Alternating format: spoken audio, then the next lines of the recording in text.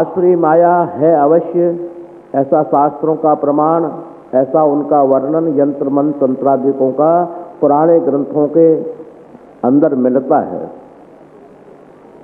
भगवान राम के ज़माने में भी मिलता है।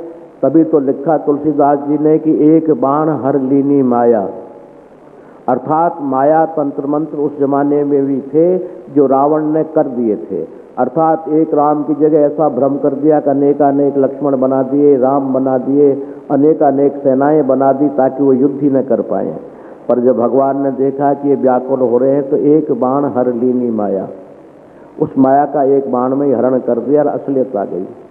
तो उन्हीं व्याधाओं का निवारण करने के लिए हमारा ये त्यौहार मनाया जाता है, ऐतिहासिक त्यौहार नहीं है। हमारा त्यौहार इस तरह का है, हमारी रक्षा के लिए। ये न बद्धा बलि राजा दान इंद्रो महाबल तेन त्वाम विदसाम मध्य रक्षे माचल माचल। और ये हमारी व्याधाएं धर्म के द्वारा ही हनन हो सकती हैं और कोई उपाय नहीं होता, क्योंकि धर्मेण हन्यते व्याधि धर्मेण हन्यते ग्रह धर्मेण हन्यते शत्रु यतो धर्मः ततो जयः। उस धर्म के द्वारा इन व्याधाओं का हनन हो जाता है, ये व्याधाएं नष्ट हो जाती हैं, अस्त हो जाती हैं। अब वो धर्म क्या है? आप लोग मानते हैं कि यहाँ पैसा चढ़ाएंगे दान देंगे, ये धर्म नहीं, ये तो दान है। आपने दिया है, दान दिया है, और दान के बदले आपको महान यश, महान प्राप्ति होगी। देने के बदले देना होता है, लेना है तो देना है। इसलिए धर्म यही है कि हम उस परमात्मा से प्रार्थना करने के लिए अंतर मन से यहाँ इकट्ठे हुए हैं कि हे प्रभु, हमारी उन व्याधाओं का शमन करो, राक्षसी विपत्तियों से हमें बचाओ, दैविक विपत्तियों से बचाओ, ग्रह आदि दोषों से हमको बचाओ। बचाओ सब, यही हमारा चित्त का मानवीय धर्म है। परमात्मा के सामने प्रार्थना करना, उसको अपने आप में समर्पण कर देना, या उसके हम बन जाए या हम उस पे बन जाए या उसको बना ले, शरणागति, यही हमारा जीव का परम धर्म है, लक्ष्य है। उसी के लिए आप लोग इकट्ठे हुए हैं। ये त्यौहार मैंने आपको बताया कि दोनों ही तरह से ऐतिहासिक भी है और आध्यात्मिक भी है। हम आध्यात्मिक जगत के लिए इसको मना रहे हैं। दैवाधीनम जगत सर्वम, ये जितना भी संसार है, हवा चल रही है, इसका भी पवन देवता है, वृक्षों का भी देवता है, औषधियों का भी अश्विनी कुमार देव है। तो प्रत्येक अणण कणकण में देवों के अधीनस्थ है। दैवाधीनम जगत सर्वम, ये पूरा संसार देवों के अधीनस्थ है। और मंत्राधीनंच देवता है, वो देवता मंत्रों के अधीनस्थ होते हैं। ते मंत्रः गुरुवाधीनम, वो मंत्र गुरु के अधीनस्थ होते हैं, इसलिए गुरु को देवता कहा। और देवता पाने के क्या लक्षण है? देवता इसीलिए है। तो उस आदि गुरु भगवान श्री हरि नारायण ही हैं, वो एक ही एक हैं, अनेक नहीं हो सकते। उस आदि गुरु की शरणागत हम हुए हैं। आदि गुरु को साकार रूप यज्ञ है, उस यज्ञ की शरणागत हुए हैं अपनी व्याधाओं के निवारण करने के लिए। और उन व्याधाओं की निवारण केवल भ्रम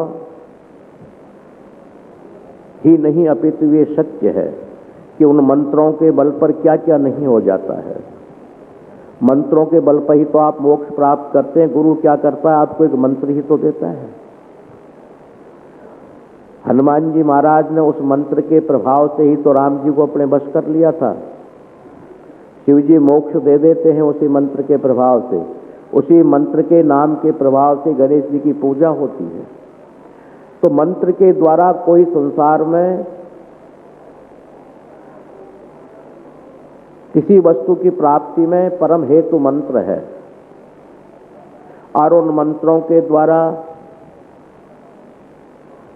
प्रार्थना के द्वारा, क्योंकि हमारे आध्यात्मिक जगत में या भौतिकवाद जगत में प्रार्थना के बल से ही सब काम होते हैं। शत्रुता मित्रता में बदल जाती है प्रार्थना के बल पर। प्रार्थना के बल पर आप किसी को भी प्रसन्न कर सकते हैं। प्रार्थना के बल पर आप कुछ भी कर सकते हैं। भगवान से भी प्रार्थना ही भक्त करते हैं सदा काल से, सतयुग में भी, द्वापर में भी, त्रेता में भी, कलयुग में भी, हर जगह प्रार्थना का ही प्रमाण है। वही प्रार्थना लेकर हम उस परमात्मा के समक्ष आए हैं कि होली के परम त्योहार पर या इसके पूर्व या इसके पश्चात हमारे घरों में अनेकानेक व्याधियों से हम घिर जाते हैं। वो व्याधियां प्रभु हमारी मिटें। व्याधियां पुराने कृत भी होती हैं, वर्तमान कृत भी होती हैं, भविष्य में भी हो सकती हैं। तीनों ही कालों की व्याधियों को आप समन करें। ऐसी प्रार्थना एवं उसके उपलक्ष्य में हमारी साधना, हमारा मंत्र जप या अनेकानेक प्रकार की योग साधनाएं कर्म, उसके द्वारा हम ये समारोह आयोजित करके सबके लिए आशीर्वाद भी प्रदान करते हैं कि प्रभु इनकी कहीं प्रार्थना में कमी रह गई हो तो इनकी ओर से मैं प्रार्थना कर रहा हूं। इसी के लिए ये त्योहार हमारे यहाँ मनाया जाता है। इस आश्रम की विधि शुरू से ही यही रही है। ये नहीं कि आश्रम बनने के बाद मना रहे हैं, ऐसा नहीं है। जो आपको बताया कि 7 साल की आयु से, जिस वक्त हम गणेशपुरी जी के यहाँ बालाजी मेहंदीपुर रहते थे, उस वक्त से ये संस्कार बन गए। गांव में भी रहता था, जब भी ये त्योहार इतना भारी नहीं, इससे कम बनता था। क्यों, जितना फील्ड होता है उतना ही बनेगा, तो उस क्षेत्र का उतना ही हमारा हजारों में ही फील्ड था, अब लाखों में हो गया। उसी हिसाब से भीड़, उसी हिसाब से सब कुछ है। पर यह त्योहार हमारा इसी लक्ष्य को लेकर मनता रहा, इसी लक्ष्य में यज्ञ होता रहा है। तो आज का सत्संग का विषय तो नहीं, मैंने ये थोड़ा सा विषय आपको होली के संबंध में कहा कि हमारा लक्ष्य क्या है इसमें इकट्ठे होने का, वही आपको हमने अवगत कराया, जानकारी कराई। ऐतिहासिक रूप से भी जानकारी कराई कि इसका ऐतिहासिक रूप से भी ऐसा है, परंतु हम उस ऐतिहासिक रूप को महत्वता ज़्यादा नहीं देते। वो तो सामाजिक उत्सव है, रंग है, होली है, खेलना है, हास्य विनोद है, ये अपना सामाजिक काम रह गया। हमारा आध्यात्मिक जगत से जुड़े हुए हैं। तो मैं बार बार यही कहूँगा कि सत्संग का विषय तो आज है नहीं, आज तो यही विषय है कि हम जो इकट्ठे हुए हैं उसी पर थोड़ा हमने प्रकाश डाला है। और आशीर्वाद के लिए, जैसा आपको यहाँ के सेवक लोग, यहाँ के ट्रस्टी, यहाँ के कार्यकर्ता जिस विधि से आपको भेजें, उस विधि से आप आशीर्वाद प्राप्त करने के लिए आते रहें। यही आज का परम लक्ष्य, परम त्योहार या कोई भी किसी प्रकार से आप कहें, वो यही लक्ष्य हमारा है कि सबको आशीर्वाद प्रदान करें, मंगलमय सबके लिए हम कामना करें। और हम उनको कई रूप में कहते हैं, आप भी कई रूप में पुकारते हैं, बाबा, दाढ़ी वाले बाबा, बगीची वाले बाबा, अनेकानेक नाम से आप भी पुकारते हैं। अनेका रूप रूपाय विष्णवे प्रभु विष्णवे। इसी तरह मैं भी उस परमात्मा के लिए अनेकानेक रूप में मानता हूँ। बाबा भी कहता हूँ, आदि गुरु भी कहता हूँ, नारायण भी कहता हूँ। वो स्वयं आकर के आप लोगों को आशीर्वाद प्रदान कर रहे हैं, जिनके लिए मैं अपना आराध्य या अपना परम देव जो भी कुछ कहता हूँ, जिसके बल पर सब कुछ करता हूँ, वो आज के दिन पर भारत का भविष्य, राष्ट्र का भविष्य के संबंधित सदैव कुछ कहते हैं। आप कहें जी अब से पहले क्यों नहीं बोला, कि जब तक वो कहने वाला नहीं हो तो रेडियो क्या बोले, जब तक स्टेशन चालू नहीं होता है, और स्टेशन चालू होने के बाद में रेडियो बोलने लग जाता है। तो हम तो केवल उसके एक खोका मात्र हैं। ये शरीर उसका खोका है, उसका घर है अपना। ये जो आप, वैसे तो सन हमारा बदल गया जनवरी में ही, पर हमारी दैविक मीटिंग या दैविक परिवर्तन ये होली से ही होता है। हमारा जो है भारतवर्ष का नव संवत्सर भी चैत्र शुक्ल पक्ष से ही होता है और इसी वक्त में पूरी कैबिनेट बदलती है आध्यात्मिक जगत की, ग्रह जगत की।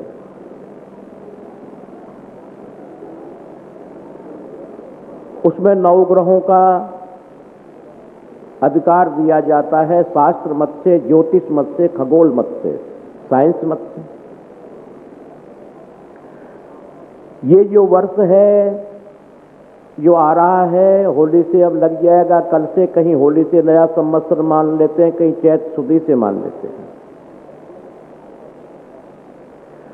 इस संवत का राजा चंद्र है, मंत्री शुक्र है और दुर्गेश धान्य शनि है, फलेश बृहस्पति है। ये मंत्रिमंडल का वर्णन हो रहा है। तो ऐसा होने से संवत्सर का नाम जय नाम है। इस संवत्सर का नाम जय है, जय नाम का संवत्सर है। इस संवत्सर के अंदर में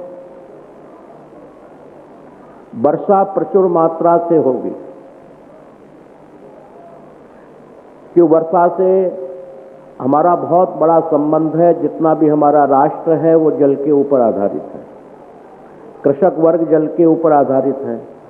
इसलिए वर्षा इस संवत्सर में और पिछले 8 वर्षों के अलावा अधिक होगी। और जैसे कि गत संवत्सर में अनावृष्टि अतिवृष्टि रही है, ऐसी नहीं होगी, वृष्टि होगी, अच्छी वृष्टि होगी, जिसमें नद तालाब आदि पूर्ण रूप से लबालब भरे हुए होंगे, अर्थात अच्छी प्रचुर मात्रा में वर्षा होगी।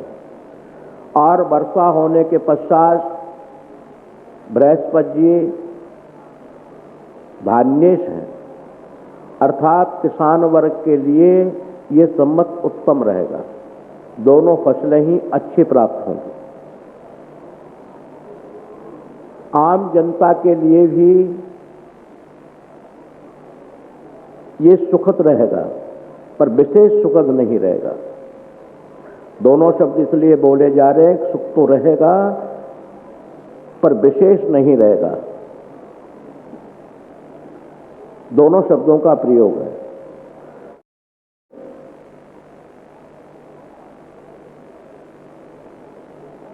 इस वर्ष के अंदर में आश्विन अर्थात क्वार जिसको कहते हैं, आश्विन मास कहते हैं, जो भाद्रपद के बाद आता है, ये 2 हैं। आश्विन मास 2 है, अन्य अधिक मास है। इसमें आश्विन मास का अधिक होना उचित नहीं है, अर्थात प्रकृति प्रकोप इस वर्ष भी होंगे। जून से लेकर सितंबर के मध्य में कई भूकंप होंगे। अधिक वर्षा भी उन टाइम में हो सकती है। अनावृष्टि तो नहीं, अतिवृष्टि होगी और वायु प्रकोप ज्यादा होगा और भूकंप की मात्राएं न्यूनतम 6 से लेकर 8 होंगी। वो भूकंप की मात्राएं, क्योंकि शनि दुर्गेश होकर के उसकी दृष्टि उत्तर और पूरब की ओर है, अर्थात इस दिशा में विशेष उपद्रव होंगे। भूकंपों का लेख अवश्य है और प्रकृति प्रकोप में भूकंप के अलावा और उपद्रव भी होंगे। इसलिए कहा गया है कि जनता में सुख भी है, अच्छी वर्षा से सुख होगा, अच्छे उपज से सुख होगा, परंतु ये दुख भी होगा प्रकृति प्रकोप का, और ये सुनिश्चित है, ऐसा होगा। राजाओं में 3 से लेकर के 5 स्टेटों में परिवर्तन होगा। विदेशों के अंदर में वैमनस्य होगा और उस वैमनस्य को लेकर के सितंबर अक्टूबर तक युद्ध की भी संभावना हो सकती है। हो सकती नहीं बोली जाती, होगी, निश्चित है। निश्चित शब्द का प्रयोग किया जाता है। और अनेकानेक उपद्रव होंगे। राष्ट्र के अंदर में, हमारे भारतवर्ष के अंदर में खजाने में कमी होगी, क्योंकि सीमावर्ती युद्धों के लिए नवीन नवीन अस्त्र शस्त्रों का संग्रह करने से धन अधिक व्यय होगा और सीमावर्ती युद्ध बराबर जारी रहेंगे।